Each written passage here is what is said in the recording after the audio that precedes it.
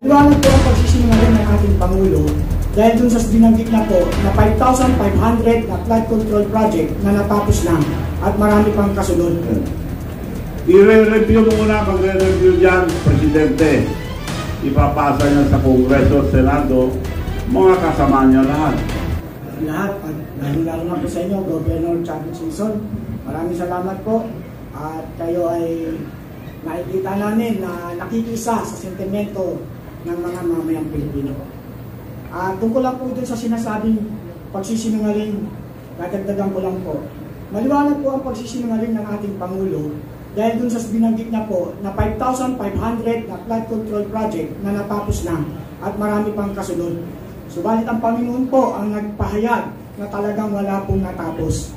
Yun po ay isang kasinungalingan po na hindi na na-verify. Kaya tama po ang sinabi nyo na napakasinungaling po talaga. At tungkol naman doon sa sinasabi na kung kasama ba ang Pangulo sa korupsyon, kita-kita naman po.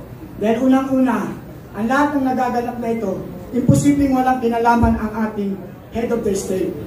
Dahil siya po ang pinakamataas na tao sa ating bansa, dapat po lahat ng nagaganap bilang competent leader ng ating bansang Pilipinas, dapat po talaga ay alam niya ang nagaganap at nangyayari. Katulad nga po ng 250 na congressman na pumirma, imposibleng hindi niya alam dahil alam niya po na ang anak niya ang nanguna rito. Yun lamang po. Maraming salamat po. Mukhang tama po kayo dyan. Ang budget, iuutos ang Presidente sa DBM. DBM gagawa ng project upon instruction of the President. I-review muna, magre-review dyan, Presidente.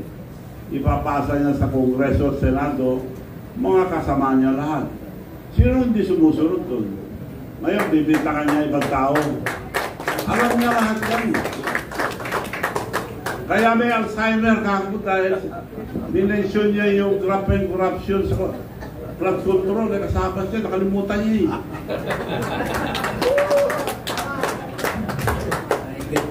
Good afternoon, Prof. Manala from the Daily Chronicle. May nakausap na po ba kayong mga student leaders or student organizations to spearhead this youth-led movement? Wala pa. Nababasa ko lang, nababalitan ko lang na kumikilo sa mga estudyante. Narinig ko lang magsalita sila. Dapat sila ang mag-lead nito, hindi tayo. And how do you envision this youth-led movement kung sakasakaling may tumugo sa panawagan ninyo na pangunahan ng kabataan, ng revolusyon sa pamagitan ng huwag pagdalo sa mga eskwelahan?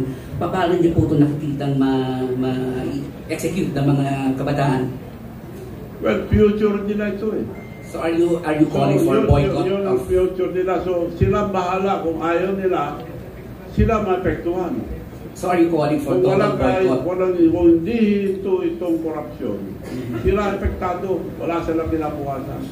Kaya dapat sila ang kumilos mismo para hindi mapahiran ng mga politika.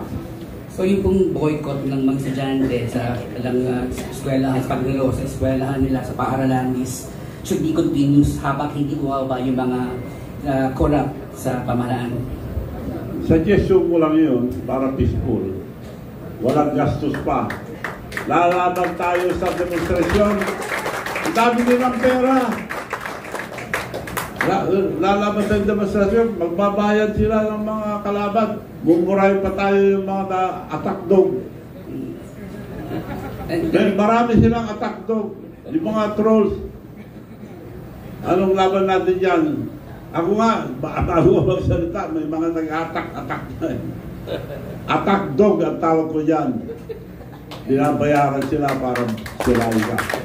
And one final clarification, dahil sinama niyo sa panawagan na pagbaba sa pwesto si Pangulong Marcos na kasama sa mga involved sa flood control projects na yan. So nangangulong po ba na sinasabi niyo rin na si Pangulong Marcos ay involved sa korupsyon?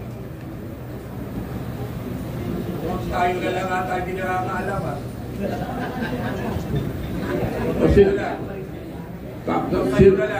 Sinabi mo eh.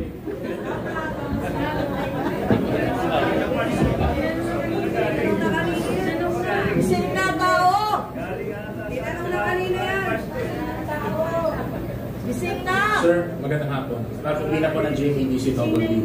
Bakit po natin kailangan na isangkalan yung edukasyon ng mga kabataan para sa paglaban sa korupsyon? Kung ano bang assurance natin na pag hindi sila pumasok sa kanilang mga eskwela ay mawawala yung korupsyon? Hindi yun ang sinabi ko. Wag silang pumasok hanggang di bumababa yung mga opisyal natin na korap. Kung maawa sila sa mga estudyante, mga kabataan, dahil pinaglalaban nilang karapatan nila, kasalanan nila. Para hindi mahirapan ng mga kabataan, ng mga estudyante, umalis na sila dyan. The soonest possible time. Asap. Pero gano'ng katagal yun, sir? Habang nakaupo sila, nahirapan ng mga kabataan, mga So, sa tagal po ninyo sa politika, sir, may nakita na ba tayo na bumaba sa pwesto dahil sangkot siya sa corruption, sir?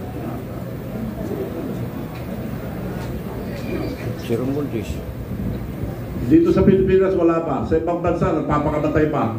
Okay. Dito po sa Pilipinas, sir, paano yun? May delikadesa sila. Paano natin masisiguro na bababa sila sa pwesto at makakapagpatuloy sila sa pag-aaral? Bumaba na lang sila, wag na sila magpakamatay. Wala namang papakamatay dito sa Pilipinas.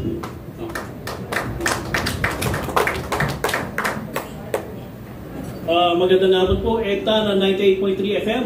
Gob, marami na ho tayong batas dito sa Pilipinas. Karapat-dapat ho bang magtayo pa po ng ICC? Para ano ho yun? Meron na ho tayong ombudsman, meron na tayong sandigan bayan. Pagkatapos ho ng investigasyon ng ICI, ano mangyayari? Saan ho dadaling nun? Hindi na dapat yung ICC dahil may sarili tayong batas. ICI po, ICI. ICC. ICI po. Pampangala lang nila ito, pampapugi lang nila. Dahil mabubuting tao yung nilagay. Kaya nakikiusap ako, nila Babe Season, Mayor Magalong, magagaling na tao yan, saka yung mga iba. Unahin niyo po Ilocos Norte, huwag na kayo lumayo. Kaya ko nang sabi nyo, nandun lang sa Ilocos Norte yung problema. Ito ba ay panibagong taktika para humaligaw yung taong bayan dahil sa pagkakakulong nila kay Duterte doon sa ICC. Ito ba ay panibagong taktika para maliis lamang yung usapin? Pero pagka nakita ko naman ang video, hinuli si former president, wala naman warrant of arrest. Correct. Ano yun? Kidnapping yun. Kidnapping. Walang warrant of arrest, pauli ng tao padala sa isang bansa. Ibig sabihin, wala silang tiwala dito sa ating bansa.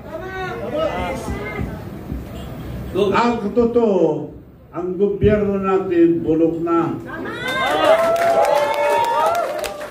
Ipagpalagay mo na ang gobyerno natin isang sasakyan. Maski pa-overhaul mo yan, palitan mo na ng pyesa, hindi pa rin naandar. Kailangan bago. We have good laws, but the implementation is bad. Pagpalagay mo na lang, pagpahing ka ng kaso ngayon. Abuti ka ng siyam-siyam, may parking fee. Pagpahing ka lang parking fee, matutulog na kaso mo. Ang nakukulong yung mga tao na walang pera. Yung mga may pera, walang nakukulong. Unless natututukan ng media, doon lang nakukulong. Ego, babuhuin ng gulubihanan. Lahat mo nang tinuturo itong si Congressman Romualdez. At ito pong si Congressman ko. Bakit hindi pa ho nila dinadalaw sa investigasyon nito? Go. Bakit tinatago pa ho nila, Go? Pinsan ng presidente yan. Nadali ko. Ang alam ko, si Sandy ko, lumipad na. Nauna na. Tumakas na. Hindi mo na makita yun. Salamat po, Go.